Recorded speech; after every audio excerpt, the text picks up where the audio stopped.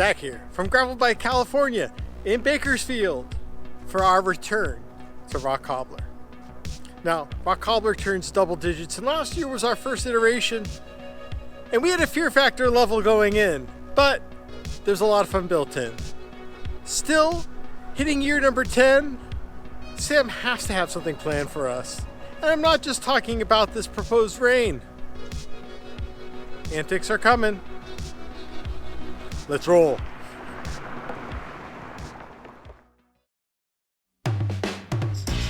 We arrived early to get the whole experience, staying at the Regal Padre Hotel downtown, before stopping in to say hi to Kevin of Grizzly Cycles, where it's real easy to get into bike talk, learning about the locally built ball frame, and Mitch making some last-minute adjustments to my brakes, leaving us plenty of time to get on dim bikes, headed to the Cobbler Shakeout Ride, with former BWR champ Brian McCullough leading to help alleviate fears.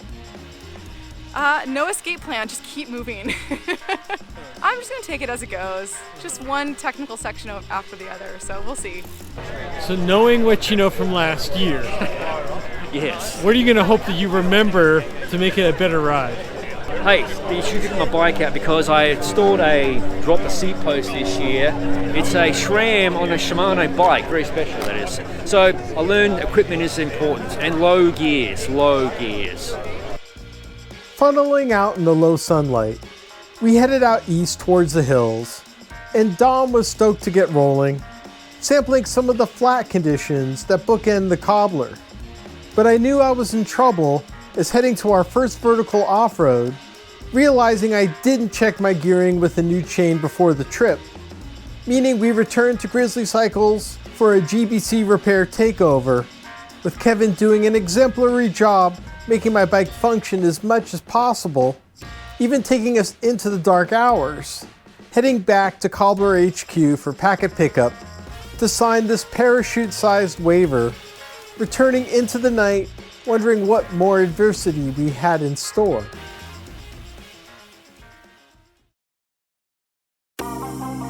While the threat of rainfall hadn't been present so far, I was still concerned about the role of moisture, arriving to a packed house, and Sam's smile, which I was unsure how sinister, with bull ambush survivor Tony on hand showing GBC the highest form of flattery, as all of us wondered how today's route would jump out from the GPS file. The 80-mile cobbler that waddles through some private land can be broken into 5 major parts. The first and last 4.5 miles are flat and fast, deceptively making you think you're in for a short day. Wrapping up the first third is spirited and antic, keeping your spirits high with a fun mixture of surfaces. It may be a net loss to the next aid station, but this demanding 12 miles of dirt might take longer than the first 24. The fourth part returns to the playfulness you seek riding, that is, when you're on the bike. The end sandwiches your longest sector of dirt between some plainer pavement, which has a good pace for the last 30 plus miles. All in all, with over 8,000 feet of climbing, it'll be more about the moments than the numbers.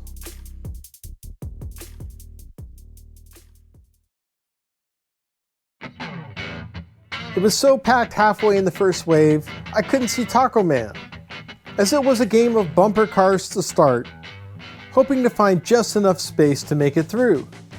But I was surprised to be fully clipped in crossing the start, guiding us on to the Kern River Bikeway, where it was almost time travel for the first 5 miles, taking us out towards the rural, positioning ourselves for our first effort.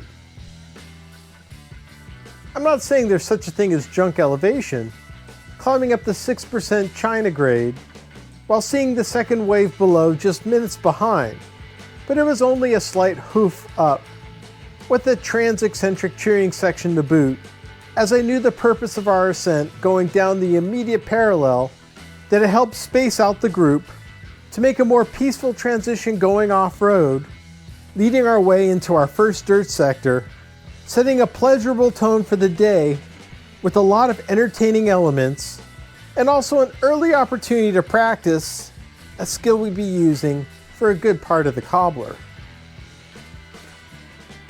We were only 8 miles in.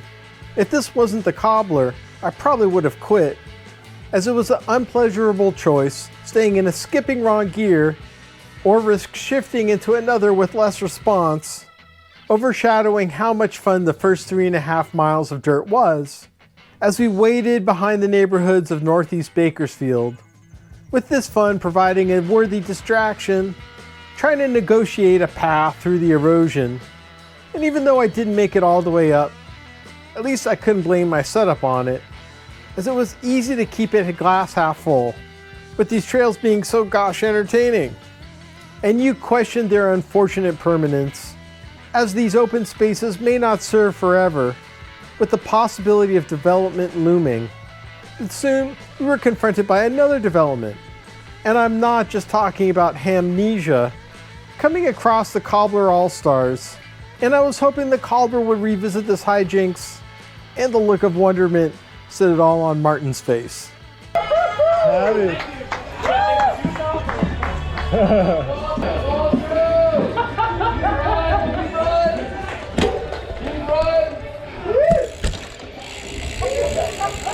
Had to do it. Now I can go home. After crossing over Highway 178, we reconvened onto dirt for the next 5.5 miles, which was familiar from last year's ride in the opposite direction, including the short out-of-the-way climb, which served a purpose getting the ride's mileage to 80 exactly. And with a brief stop at the first aid station at mile 16, we soon turned due south for the next 1.5 miles.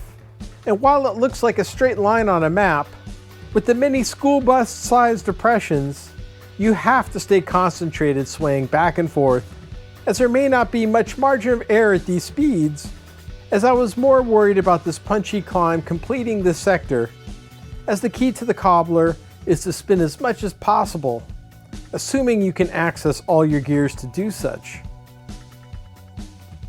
Exiting out onto Breckenridge brought a respite with 5 miles of pavement, as the ride had been fruitful so far.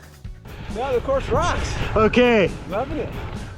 While the first quarter of the Cobbler had been enchanting, we were pumped up to get some company, especially those with wonderful first names, as looking at the looming clouds ahead brought wonder what these hills would bring.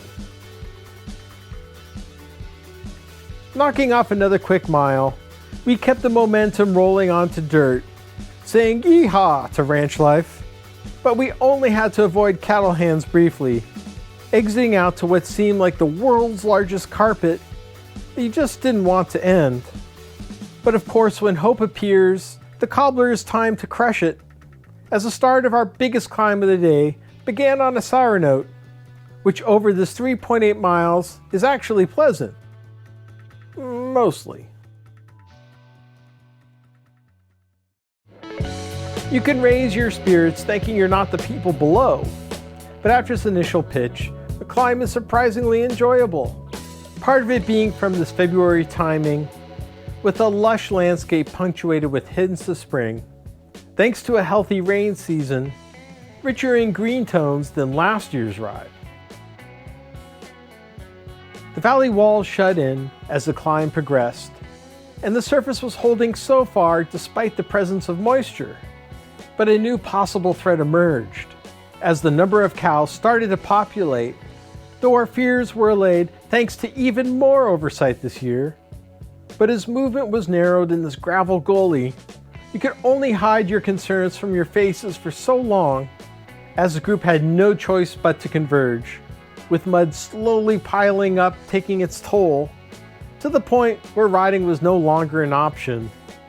And while biking up this pitch might have been a possibility in good weather, I only thought caringly about the people below who we were making it worse for, and not for the motorcyclists who had the upper hand.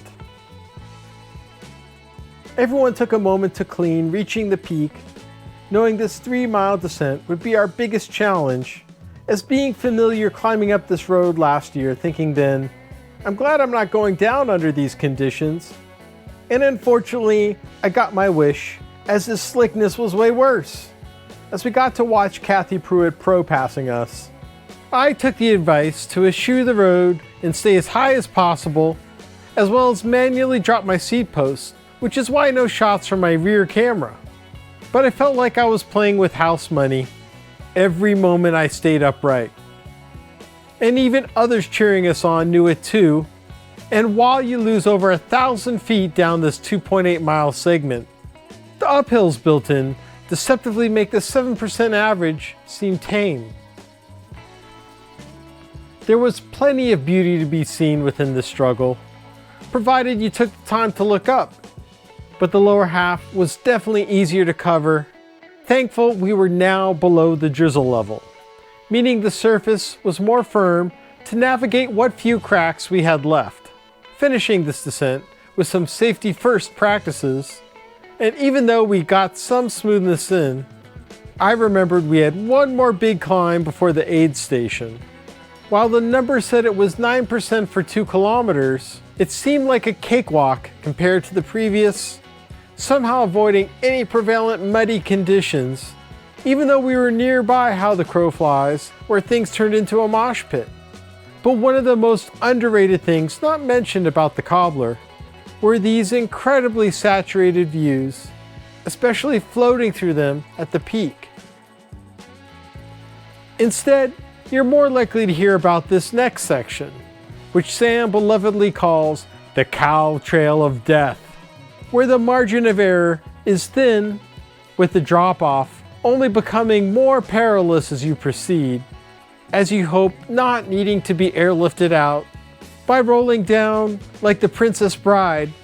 But patience should be the watchword, as there's no shame in carrying your bike with plenty of company to confide with.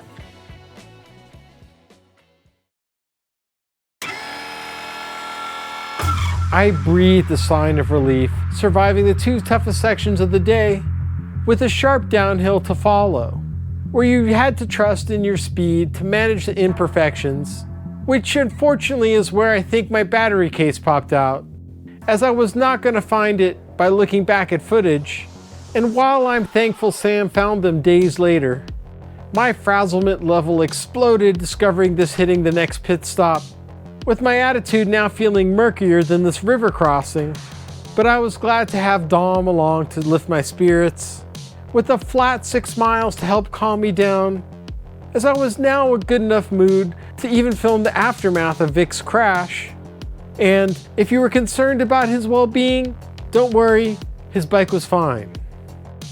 It's nice to hammer out these flat miles, and I knew that following the Kern River would bring change soon, that once again would be apparent when we exited.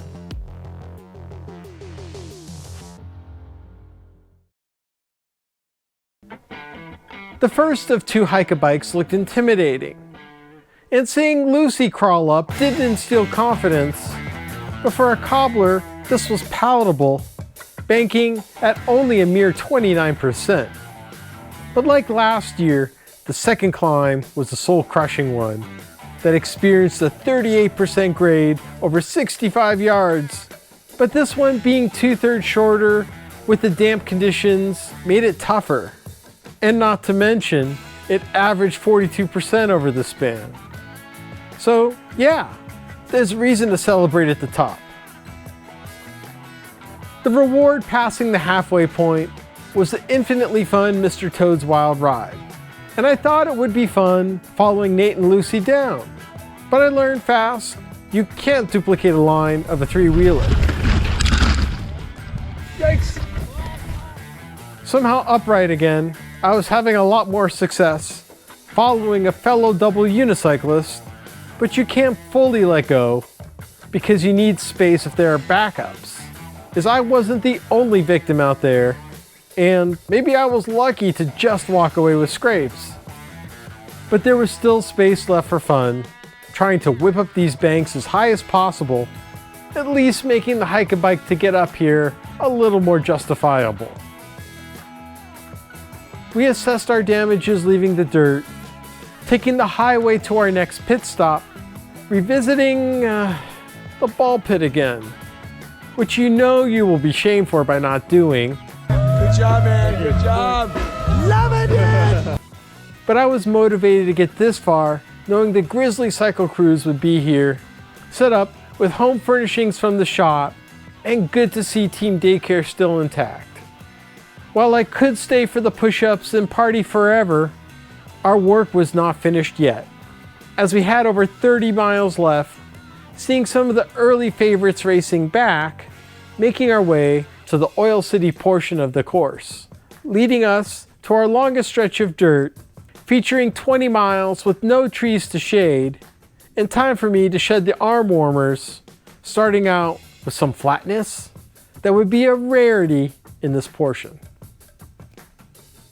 We saw our last set of well-wishers before the first hill, looking like they were setting up a pet adoption, as I recognized going down this road from last year, still not knowing what this orange stuff was. But I knew this direction would be tougher. The average is 5% for over 3 miles, where you can get sucked into the scenery and forget about the coasting portions that unbalances the grade. As you welcome the big sweeping curves, instead of these pitches, we have to choose whether to redline versus saving your energy to get you to the finish. It's amazing thinking we went down this last time. I knew there would be some flowy fire road as a reward, being familiar enough that I could really let my brakes go. But the route returned to the unexpected, back to the width of the cow trail of death, and me pondering why so many poles out here before more single track, likely sponsored by dentists. We made our last pit stop at mile 63 brief, wanting to get the second climb out of the way.